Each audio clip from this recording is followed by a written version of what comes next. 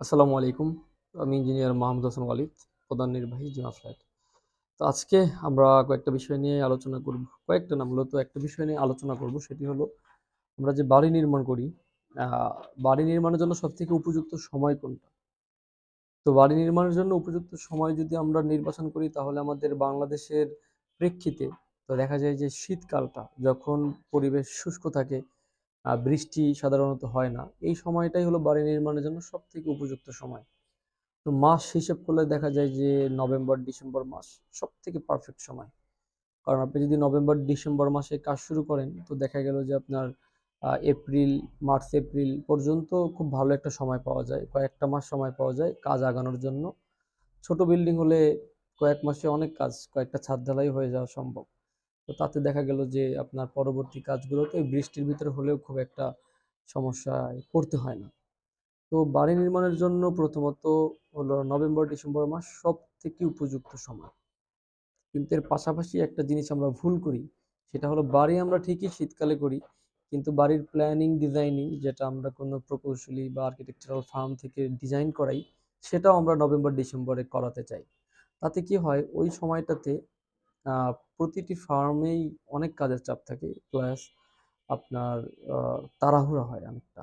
তো আপনার planning designing এটা সুন্দরভাবে করতে একটা বাড়ি, আপনি যদি ছোট একটা বাড়িও করেন, দোতলা তিনতলা বাড়ি করেন, আহ, সেটিও একটা মিনিমাম 1 মাস সময় একজন একটা ফার্মকে দেওয়া উচিত। তো এই ক্ষেত্রে দেখা গেল কি, আপনি অনেক সিদ্ধান্তহীনতায় আপনি পড়বেন, আবার যিনি ডিজাইন করবেন বা যে ফার্ম কাজ করবেন তারাও একটা তাড়াহুড়ায় কাজ করবেন।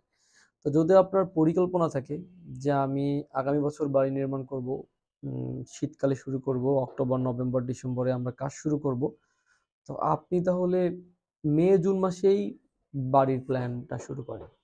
তাতে আপনি যথেষ্ট সময় পাবেন, যিনি ডিজাইন করছেন তারাও যথেষ্ট সময় পাবে, এবং আপনার যদি কোনো কারেকশন থাকে সেটাও আপনি করতে পারবেন। দেখা গেল যে আমরা, বাড়ি তো আমাদের কাছে একটা স্বপ্ন, সবার কাছেই স্বপ্ন। তো এটি দেখা যায় অনেক পরিকল্পনা করে আমাদের করতে হয়।